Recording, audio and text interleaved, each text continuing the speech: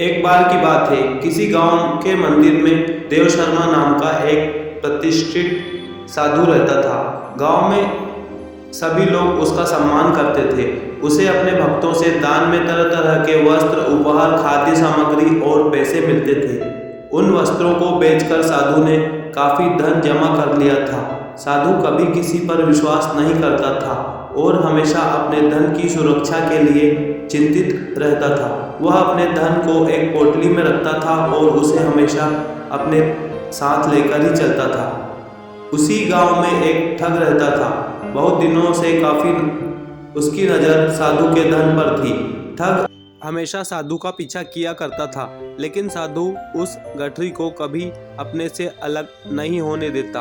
आखिरकार उस ठग ने एक छात्र का वेश धारण किया और उस साधु के पास गया। उसने साधु से मिन्नत की कि वह उसे अपना शिष्य बना ले, क्योंकि वह ज्ञान प्राप्त करना चाहता था। साधु तैयार हो गया और उस तरह से वह ठग साधु के साथ ही मंदिर में रहने लगा। ठग मंदिर की साफ सफाई से लेकर अन्य सभी कार्य भी किया करता था और ठग ने साधु की खूब सेवा की और जल्द ही उसका विश्वास पात्र बन गया।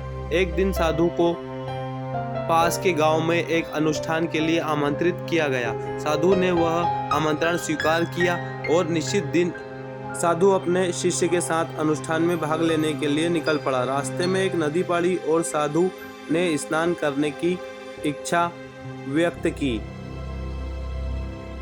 उसने पैसों की गठरी को एक कम्बल के भीतर रखा और उसे नदी के किनारे रख दिया। उसने ठग के सामान की रखवाली करने को कहा और खुद नहाने चला गया। ठग को तो कब से इसी पल का इंतजार था। जैसे ही साधु नदी में डुबकी लगाने गया, वह रुपयों की गठरी लेकर चंपत हो गया।